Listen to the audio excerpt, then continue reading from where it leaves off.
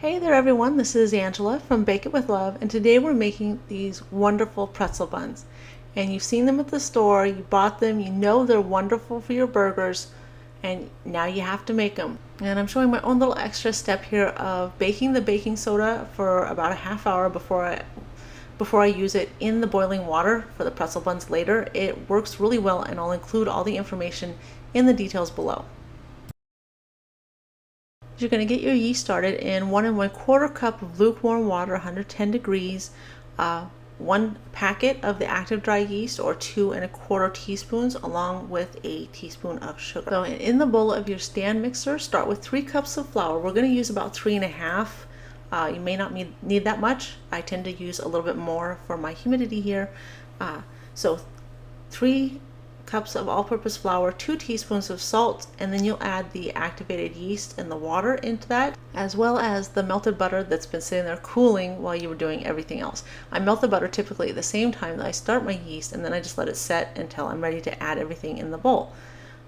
So I have combined all those ingredients using the dough hook attachment to my stand mixer. You want to go ahead and knead that for about 5, 6, 7 minutes. Depends on how well it comes together. And if you have to add a little bit more flour in the process to get the right consistency, you don't want it a wet sticky. It should come together and be pretty manageable by hand, like you saw when I was pulling it out of the bowl. And then after you're done kneading your dough, you put it in a greased bowl. I get my tea towel wet with warm water and cover it with that. You can use greased cling wrap, that'll work too, but I find that when I need to get it warm, it's hard to here. The warm water on the tea towel helps a lot. So, and then I rise it for about 60 minutes. You want to do it till it's double. If that means longer, then wait the additional time. And once your dough is risen and doubled, punch it down about halfway and then turn it out onto a floured working surface. And then we're going to divide our dough into 8 or 10 equal portions. See, I usually do 8 equal portions, but I divvied off a few of these and made some smaller slider buns too. And you'll shape each of the dough portions, kind of roll them into a ball, and then cup them in one hand and roll your other hand over it. It makes a good surface on your pretzel buns. Once you've got all of your dough balls shaped, cover them with your warm tea towel again or the cling wrap. Let them rise for 20 minutes, and then we're going to bring our water and the baking soda to a boil and place our pretzel buns in there.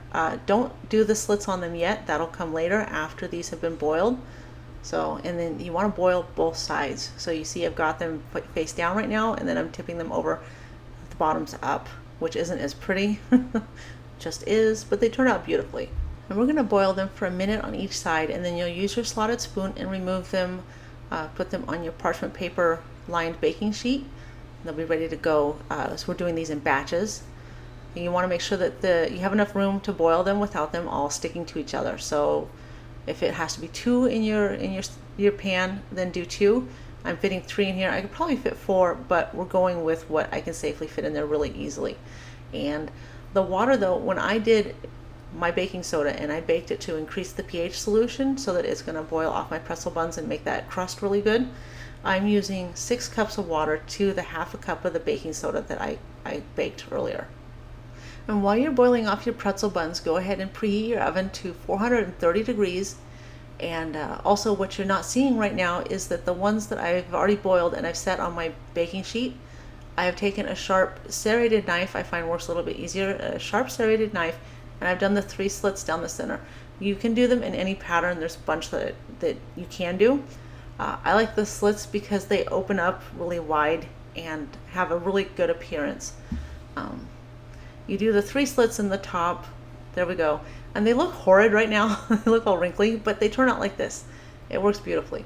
I'm using coarse sea salt on the top of them. You don't have to, and if you're going to freeze these or store them much longer than like overnight, I wouldn't use the sea salt on them either. They get all goopy. So there you go. And they take about 16 minutes in the oven. They're going to be beautiful. Keep cooking them until they're that nice, beautiful, gorgeous golden crust.